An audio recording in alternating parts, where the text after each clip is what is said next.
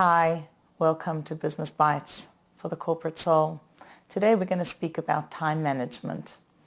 You begin your day, and I can tell you for myself, so many days I think to myself, where did the day go? I woke up and sent the kids out to school and off they go, and now I have 8 hours or 7 hours, let's say, of work that I can really get done. If I'm not traveling, it's a stay-at-home day. And suddenly they're about ready to come home, and I think, what happened? And I look back, so I woke up and I answered my emails, and while I was answering emails, people sent me emails back, so I did that, and then think to myself, well, I'm going to get a coffee, and I go and get a coffee, and I come back, and then someone calls, etc. And we lose our track and our focus. We lose time. Somehow we are not looking, it's not just about prioritizing, but about the way that we relate to time itself. Someone once said to me, Shimona, you're really good with space as an artist, or my dad's an architect, looking at things structurally.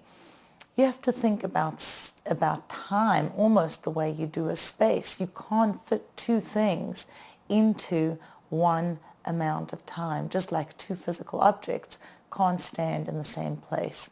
So what does Torah have to tell us about time and the way people have used it? There's a story about the Rishon Rebbe. He was manifested as enormously wealthy and opulent, and in the antechamber to his room, the walls were lined with mirrors, which then wasn't just glass and cheap metal at the back. These were expensive mirrors lining the walls. And one day, a chassid came to see the Rebbe, and he was waiting to go in, and he thought he'll prepare himself, and he went up to the mirror, and he looked, he fixed his tie and straightened himself up, and he sees suddenly in the mirror not his reflection, but his own birth. And as the time is he's continuing, he sees himself growing. But every instant of his life, he observes from his birth, and a nursing baby, and growing up, and a little kid, and an older kid, until he sees himself as he is today, looking in the mirror of the Kotzker Rebbe, seeing someone himself looking in the mirror of the Kotzker Rebbe, and he collapses and falls on the floor, at which point the Rebbe came out of his room and he said, is this what you think my mirrors are for? It's an interesting story. It says something about how we relate to mirrors and reflections, material blessings in the world. I'm not going into that. What fascinates me is this notion of time, and what would it be for me to see every moment of my life and have to deal with all those wasted moments and wasted time. The Bible tells us in the book of Genesis that when Abraham grew old, Avraham Zaken, it says, Ba b'yomim, he came with his days. And on this we learn he came with every day intact. Every single day was accounted for, and every minute was accounted for.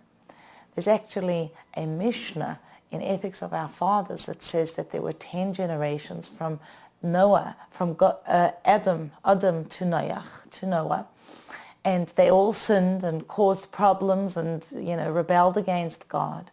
And then God brought the waters of the flood on them. And then it says there were 10 generations from Noah till Avraham, till Abraham our father. They did exactly the same thing as the first. They sinned and they rebelled. And then what? Avraham kibel schar kulam. He received the reward of all of them. And Chassidus asks, how could it be that he received the reward of all of these people, of every person who had lived in every generation between Noah and his? They hadn't done their work, but our father Avraham invested into the world. He put his soul into the world in time and space in such an intense way that he accomplished what every person had to have accomplished in his generation and in the 9 previous generations. Could we imagine what kind of soul power that is? What kind of work that is? He came with his days and he came with their days, and therefore kibel schar kulam. Now there are only 7 people we call father or mother. There's Abraham, Isaac, Jacob, Sarah, Rebecca, Rachel, and Leah. And each one of us is a child, meaning we inherit their physical DNA and we inherit their spiritual DNA. Each one of us has the ability to use time for perfection. Abraham's wife, our mother Sarah, what are we told? When she passes away, the Bible says, Sarah lived to be 100 years and 20 years and 7 years. These are the years of Sarah's life.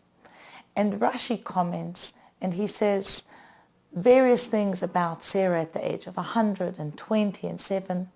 And then he says the years of Sarah's life. Why is the Bible repeating that? To teach us all her years were equal in goodness. There was something essential and therefore equal in power and quality that she invested in each one of her days, whether she was 1 year old or she was 127 years old. Same as Abraham, our mother Sarah, so involved in her life, keeping her eye on that goal. Why am I alive? My soul is here for a purpose, and I have to use time effectively. To the point that we are told that Tzemach Tzedek, the third Lubavitcher Rebbe, gives a fascinating insight into a story in the Talmud. We are taught that Rabbi Akiva was teaching his students and they began to fall asleep. So the Talmud tells us that he asked them a question. Why is it that Esther merited to rule? Esther, the great-great-great-granddaughter, the descendant of Sarah, merited to rule over 127 states. And he says, because Sarah lived to be 127, Esther merited to rule over 127 states. And the Tzemach Tzedek says, what's going on? What is this talking about? Rabbi Akiva's students, whom we know were such great people, of a caliber we can only imagine, these people were falling asleep while he was giving a shir. Maybe me, maybe you, that we, tired, got to sleep late, come to the class and just fall asleep. But Rabbi Akiva's students, so the Tzemach Tzedek says no. They weren't physically falling asleep. Rabbi Akiva was speaking about concepts that they felt were entirely beyond them. Can't do it. This is out of my league. That's what it means they were falling asleep. They were checking out of what he was telling them. And so he said to them, there's a young girl who was an orphan, doubly orphaned, by the name of Esther. Her father passed away before she was born and her mother in childbirth. She starts off life with a real handicap. And yet she merits to be queen over 127 states. And it was essential that she was a queen over those 127 states because all the Jews lived there, and that's how they were saved, because she was their queen. What does this have to do with the 127 years of Sarah's life? That Esther aspired to be like her mother, her ancestral mother. She didn't say, I'm born so many generations later, I have a handicap, I am who I am, no can do. No, she was working back to see that she could be like her mother Sarah. And similarly from the other side, Sarah, our mother, invested herself so fully in her life, in each moment, using time to its fullest, that later her daughter, she empowered her daughter to come generations later with the ability to fulfill her life's mission. There's a commentary that says, for every year of Sarah's life, a different state. For every day of Sarah's life, a different city. And for every minute of Sarah's life, a different village. Time is certainly palpable. And each one of us, as children and descendants of our matriarchs and patriarchs, have that ability to really live our lives to the fullest. There's a teaching my husband shared with me from his mentor, Reb Mendel, a very famous chassid, Alav Shalom, who said as follows: the secret in life is ashan, to success. If you want to be successful, effective, fulfill your mission, remember ashan. Ashan literally means smoke. But Reb Mendel says it stands for olam, literally world or space, shana, literally year, time, and nefesh, soul, space, time, and soul. He says you have to be in the right place, at the right time, with the right person. And he gives an analogy. He says, let's say you come to the mikveh, a guy comes to the mikveh in the morning, and he meets his friend. He wants to tell him something. Great idea. Needs to have the conversation. But such a thing you don't talk about in the mikveh.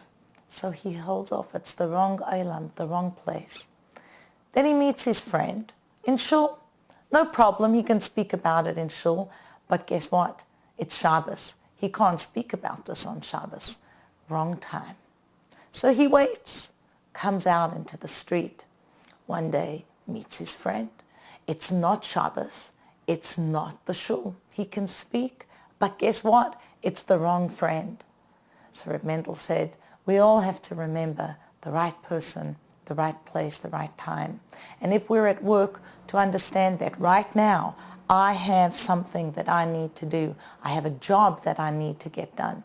I could ask myself, you know what, Shimona, what do you need to do to have an unproductive day? It's a really useful question. What should I do if I wanted to have the most unproductive day? Deal with my email first thing in the morning. Look at my inbox. Keep on going for coffee. Have half a breakfast and half a brunch and something between brunch and lunch, and keep on getting up, make all those phone calls, pick up the phone as the calls are coming in, instead of saying, you know what, I'm going to focus on the thing that I have to do today. So asking ourselves what would be an unproductive day, a waste of time, and doing the opposite gives us a productive day, using our time to our fullest and remembering I am a child of my ancestral parents, Abraham and Sarah, and they have empowered me to ba b'yamim, to come with my days, that at the end of my time I am able to say each day was used towards fulfilling my mission, the reason that my soul is here in this world, to its fullest.